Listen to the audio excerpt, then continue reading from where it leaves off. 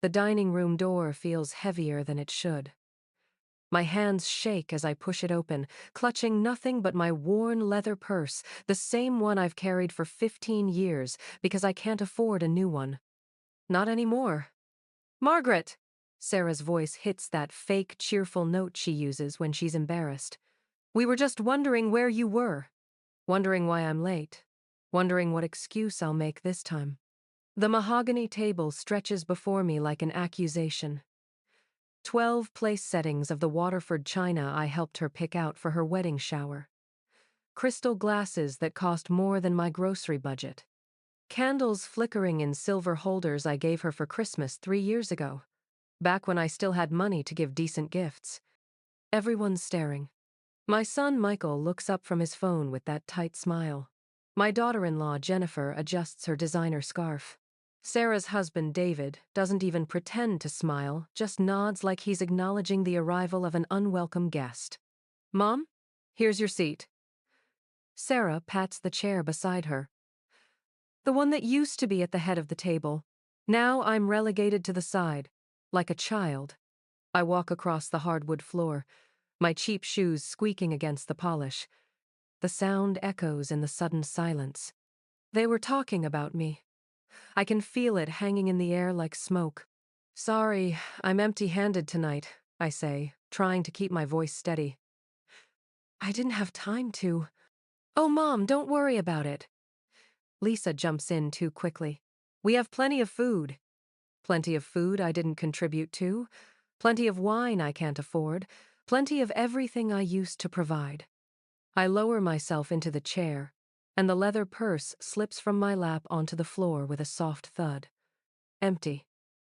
Just like my bank account. Just like the passenger seat in my car where casseroles and pies used to sit. For 30 years, I never showed up anywhere without something homemade. Chocolate chip cookies for the grandkids.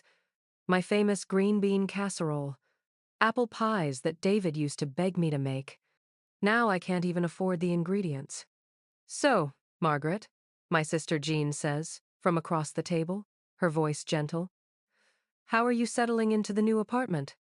The tiny apartment. The one-bedroom apartment with walls so thin I can hear the neighbors fighting. It's fine, I lie. Cozy. David leans back in his chair, the chair that used to be mine when I hosted these dinners in my own house. Small places are easier to maintain, he says. Less upkeep, probably better for someone in your... He trails off, but we all know how that sentence ends. Someone in your situation. Someone who lost everything in the divorce. Someone who can't take care of herself anymore. David, Sarah warns quietly. But I heard him earlier. When I was hanging up my coat in the hallway, I caught the tail end of his conversation with Michael. Mom's financial situation is getting worse. We need to talk to her about realistic expectations. Realistic expectations. Like expecting your own children to respect you even when you're broke. The pot roast smells wonderful, I say, desperate to change the subject. Jennifer made it, Sarah says. She's been experimenting with new recipes. Of course she did. Jennifer, who married into money. Jennifer, who never had to choose between heating bills and groceries.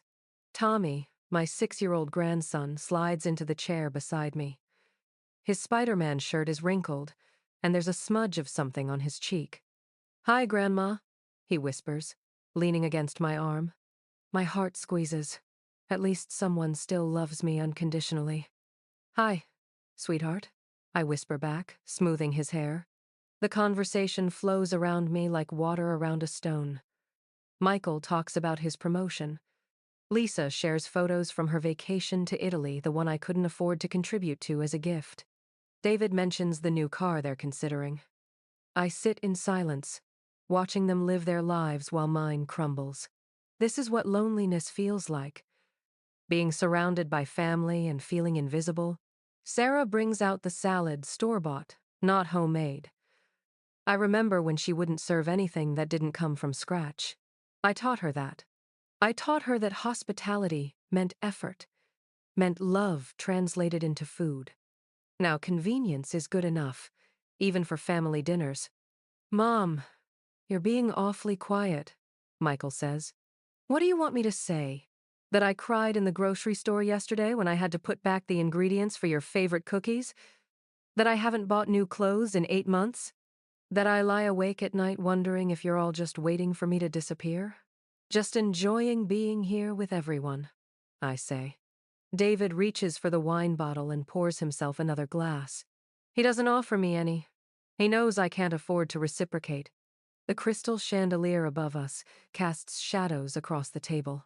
David sets down his wine glass with deliberate care. Since you moved into that apartment we all advised against, since you started making decisions based on emotion instead of logic. Logic, like choosing to live somewhere I can afford, is illogical. And what decisions have you made for me? Sarah's chin trembles. She looks like she's going to cry. And for a second, I almost feel sorry for her. Almost. We just want what's best for you, she whispers. That's not what I asked. The silence stretches until it's unbearable. Even the candles seem to flicker nervously. Finally, Michael speaks. We've been exploring options. Better living situations. More appropriate for someone in your circumstances. More appropriate. Like I'm a child who needs to be managed. What kind of options? Jennifer looks up from her wine glass, her perfectly manicured fingers wrapped around the stem. There are some lovely communities, Margaret. Places where you wouldn't have to worry about... Communities? The word tastes bitter. You mean nursing homes? Assisted living, David corrects. Like that makes it better. Places with support systems, meal plans, activities. Activities. Like I'm in kindergarten.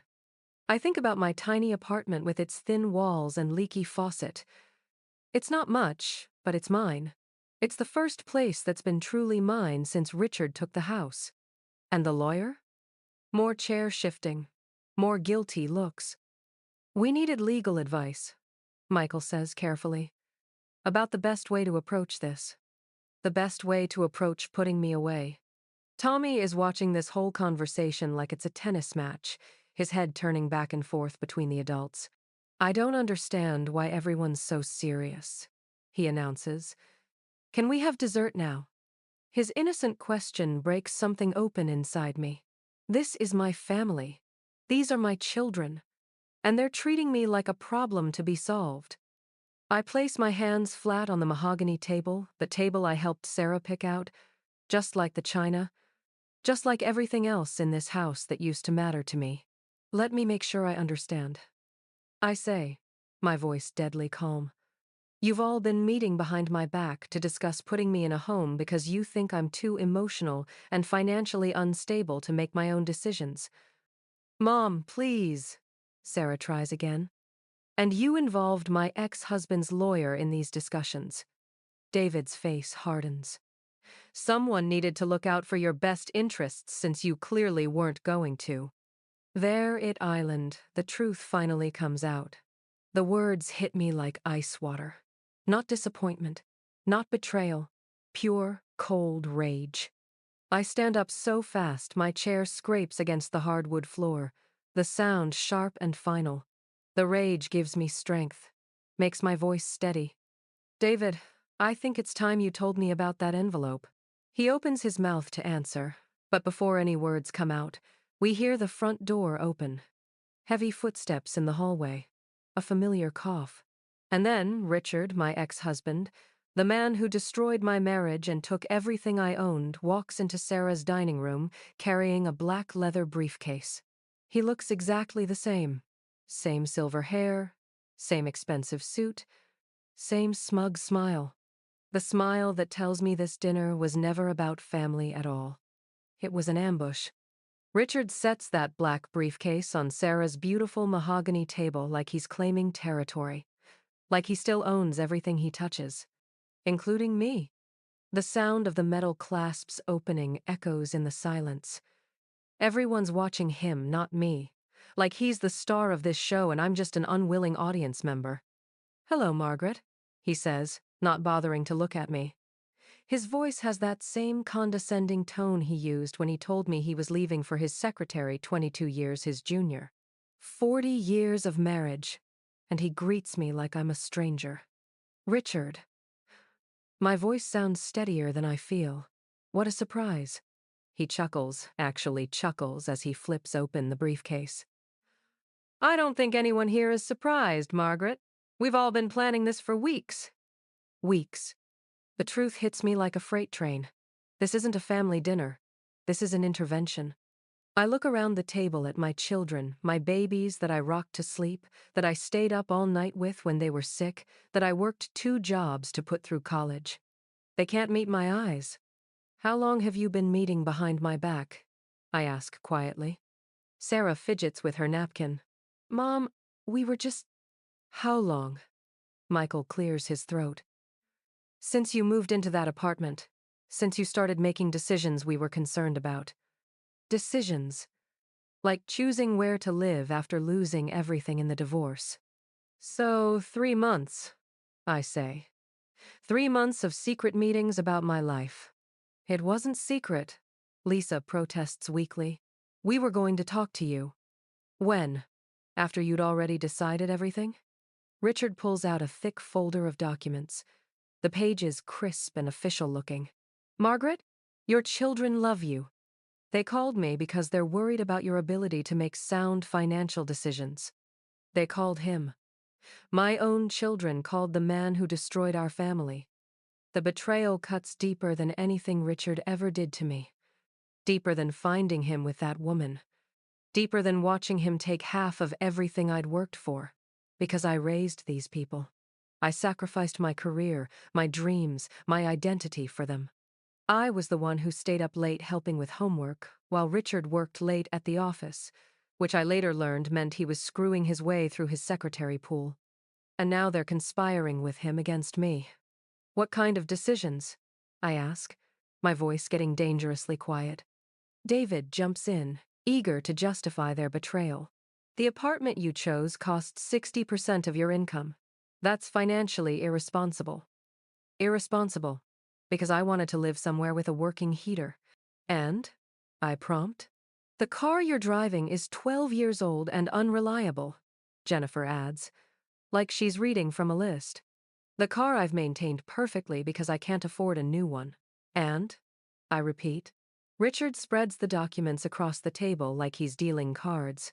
Margaret, you've been making emotional decisions instead of practical ones. Your children are concerned about your mental state.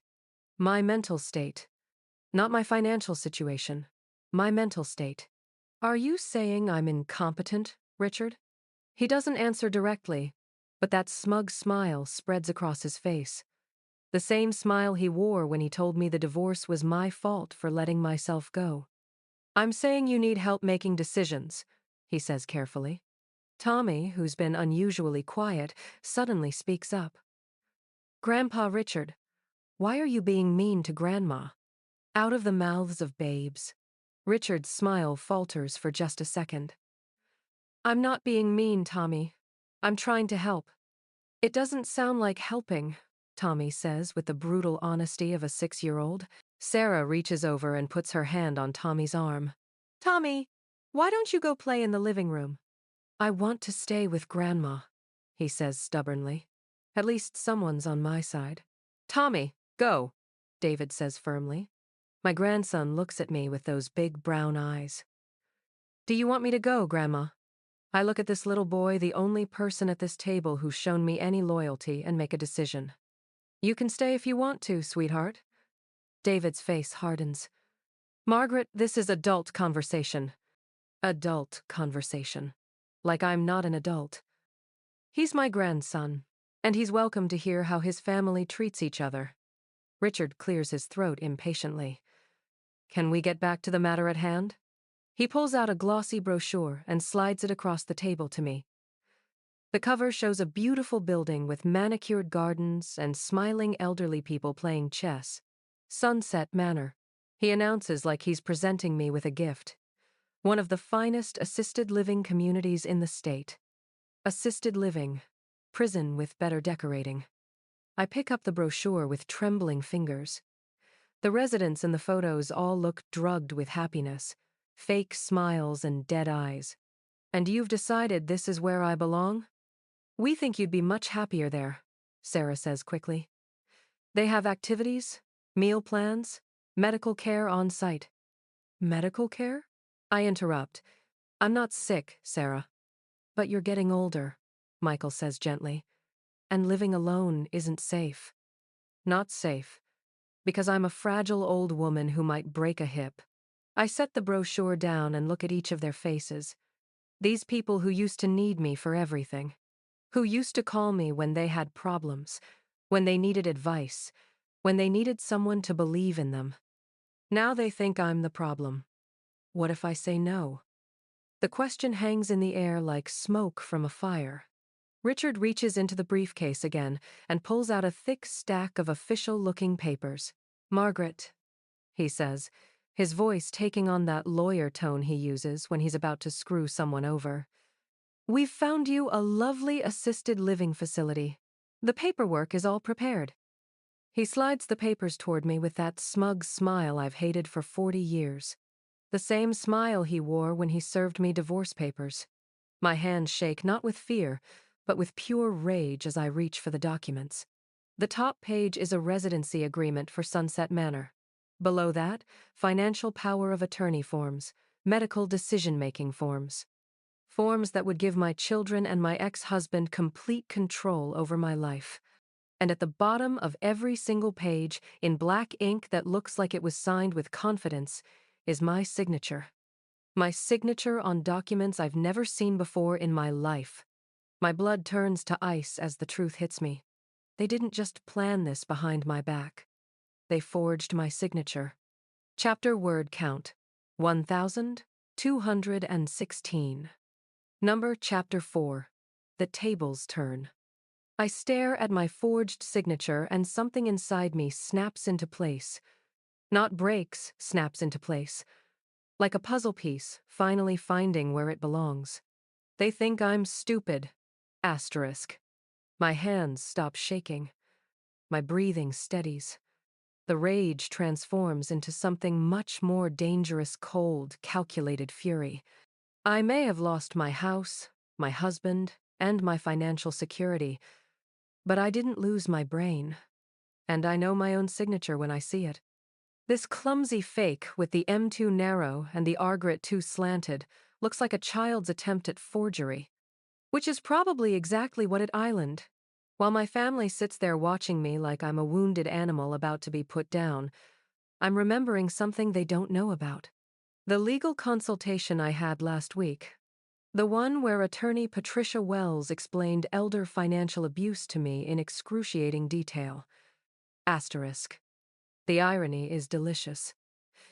They think I'm too broken to fight back, too emotional, too unstable. But losing everything in the divorce taught me exactly what my rights are and how to protect them. This is interesting, I say quietly, holding up the top document. Richard leans back in his chair, confident. I know it's a lot to process, Margaret, but, oh, it's not a lot to process at all. I set the paper down gently and pick up the next one. In fact, it's quite simple. Document fraud, forgery, elder abuse, each one a felony. Asterisk. Sarah shifts nervously. Mom, what do you mean? I examine each signature carefully, taking my time. Let them sweat.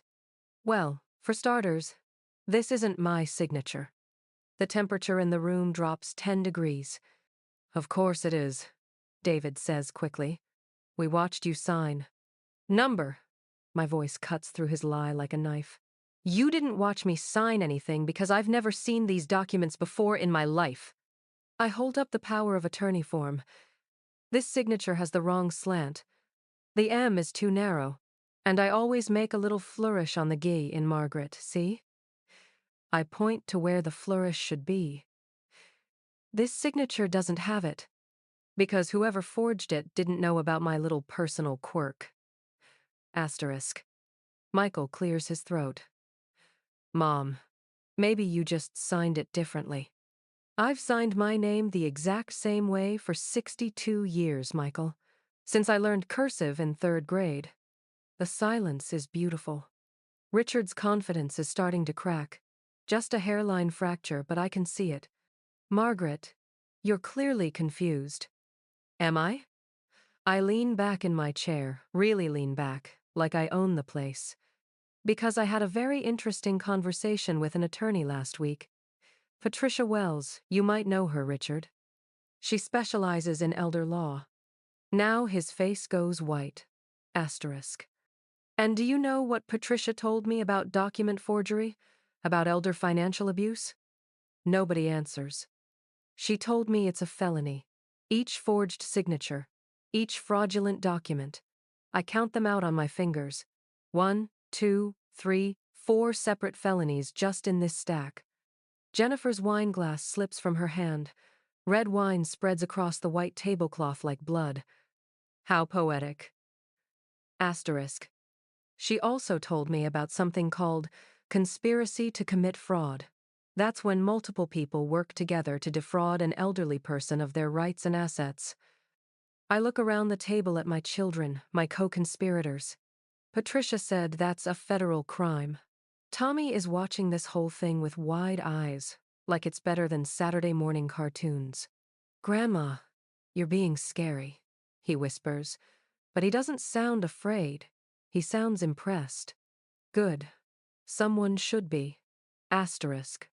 Sarah's voice comes out as a squeak. Mom, you don't understand. I understand perfectly.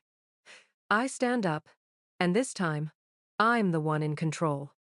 I understand that my own children conspired with my ex-husband to forge legal documents and steal my autonomy. And I understand that I'm not the helpless victim they thought I was. Asterisk. I pick up my purse, that worn leather purse they all pity me for carrying, and pull out a small digital recorder. The one Patricia told me to buy. The one that's been running this entire dinner. Asterisk. The sight of it makes David's face go ashen. What is that? He asks, though we all know exactly what at Island.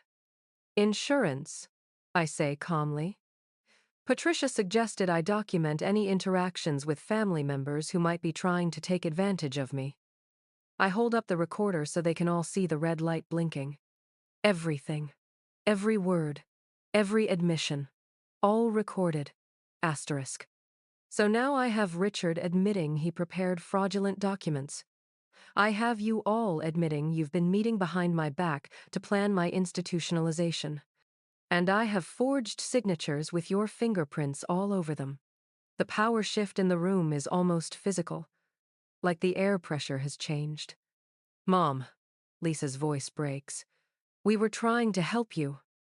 Help, like fraud is helpful. Asterisk. Were you helping when you forged my signature? Or were you helping when you decided I was too stupid to make my own decisions? I walk around the table slowly, like a lawyer addressing a jury.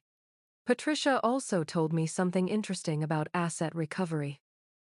When elder abuse is proven, victims can recover not just their losses, but punitive damages as well. I stop behind Richard's chair. He's sweating now. That house you got in the divorce, Richard? That retirement fund you claimed was all yours? Patricia thinks a judge might be very interested in reviewing those decisions in light of your current criminal behavior. Especially when they find out you've been planning this fraud since before the divorce was final. Asterisk. I move back to my seat, but don't sit down. Standing gives me the advantage. And my dear children, I continue, my voice sweet as poison. Patricia explained that conspiracy charges can result in both criminal prosecution and civil liability. Michael's voice is barely a whisper. What does that mean? It means you could lose your house, Michael, your car, your savings account. I turn to Sarah. Your beautiful home with the mahogany dining table. The house they thought they were protecting by getting rid of me. Asterisk. I set the papers down gently, my hands completely steady now. I hope you all enjoyed your last family dinner in this house, I say, looking each of my children in the eye. because when I'm done with the lawyers tomorrow, you're going to understand what real consequences look like. The silence is deafening. And then Tommy, my sweet, innocent grandson, starts clapping his hands. "Yay, Grandma!" he shouts with pure joy. "I recorded everything on Mommy's phone like you asked me to." He holds up Sarah's iPhone, the screen showing a voice memo that's been running for 47 minutes. My backup plan. Just in case. Asterisk. The look of absolute horror on their faces is worth everything I've lost. 6 months later, I'm sitting in my new living room drinking coffee from a mug that says, "World's Greatest Grandma," a gift from Tommy when we moved into this place. The apartment isn't tiny anymore. 3 bedrooms, 2 baths, a kitchen with granite countertops and a view of the park. Paid for entirely with settlement money from the fraud case. The legal battle was swift and brutal.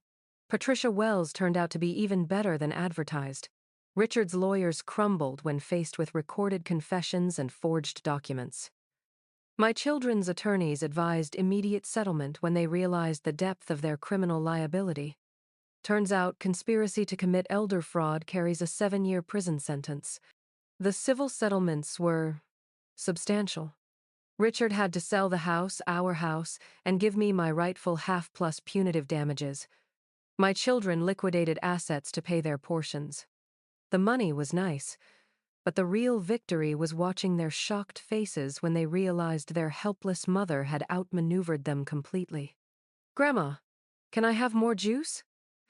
Tommy calls from the kitchen table, where he's working on a puzzle. My secret ally. My brilliant little accomplice. "Of course, sweetheart." I get up from my comfortable couch, real leather, not the cheap vinyl I had before, and walk to the kitchen. Tommy's weekend bag sits by the door. Joint custody, the family court called it. Sarah gets him weekdays. I get weekends and holidays. The only custody arrangement that came out of this mess. My sister Jean looks up from her crossword puzzle. She's been staying with me for the past month, helping me settle in. Not because I need help, I proved I'm perfectly capable of managing my own life, but because we both enjoy the company. "That boy's getting taller by the week," she says, smiling at Tommy. The family members who actually matter. I pour Tommy's juice and survey my new kingdom. The walls are covered with photos, but they're carefully curated now. Pictures of Tommy at the park, Jean and me at the farmer's market, the two of us with Patricia Wells at the legal victory celebration. No photos of Sarah, Michael, or Lisa. No photos of Richard. Some people might think that's cruel. I think it's honest. "Grandma," Tommy says, fitting a puzzle piece into place. "Mommy cries sometimes." Good. Maybe she's finally learning what consequences feel like. "Does she, sweetheart?" "She says she misses you." I sit down beside him, choosing my words carefully. Tommy doesn't need to carry the weight of adult mistakes.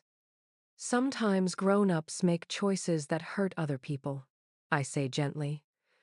And when they do that, they have to live with what happens next. He nods seriously, like he understands more than a 7-year-old should. He probably does. He was there for the whole thing. "Do you miss them?" Jean asks quietly. It's the question I've been avoiding for months. Do I miss my children? I think about Sarah's laugh when she was little, Michael's habit of calling me whenever he had good news, Lisa's way of hugging me like she never wanted to let go. But then I remember the secret meetings, the forged signatures, the way they talked about me like I was a burden to be managed instead of a person to be respected. I miss who they used to be, I say finally. But I don't miss who they became. The people who tried to steal my autonomy don't deserve my grief. Tommy finishes his puzzle and starts setting up a board game. Monopoly fitting, considering recent events. "Want to play, Grandma?" "Always." As we set up the game, I think about that night 6 months ago. Walking into Sarah's dining room with empty hands and a broken heart. I thought I had nothing left to lose. But I was wrong. I had everything to lose and everything to gain. I lost my illusions about my children. but I gained the truth about their character. I lost the fantasy of a loving family, but I gained a real relationship with the people who actually care about me. I lost everything that was fake and kept everything that was real. Grandma, it's bedtime, Tommy announces after I bankrupt him in Monopoly for the third time. We go through our evening routine, brushing teeth, putting on pajamas, reading a story, normal things that feel precious because they're chosen, not obligated. As I tuck him into bed in his room, the room I decorated just for him, with Star Wars sheets and glow-in-the-dark stars on the ceiling, he looks up at me with those serious brown eyes. Grandma, are you sad about the other grown-ups? The other grown-ups. Not his mom and uncles, the other grown-ups. The question stops me cold. Am I sad that my children turned out to be people who would betray me? Am I sad that my family imploded? Am I sad that I'll probably never speak to 3 of the 4 people I gave birth to? Of course I'm sad, but as I look at Tommy's face, in the soft glow of his nightlight, as I think about Jean reading in the living room, as I remember Patricia's fierce loyalty during the legal battle, I realize something. Sometimes losing everything is just another way of finding out what you actually need to keep. No, sweetheart, I say, smoothing his hair. I'm not sad anymore. Because I didn't lose my family. I just found out who my family really island. And as I turn off his light and close his door, I realize that I walked into that dinner with nothing but my dignity. And I left with something far more valuable. The knowledge of who truly loves me. And the power to choose who deserves my love in return.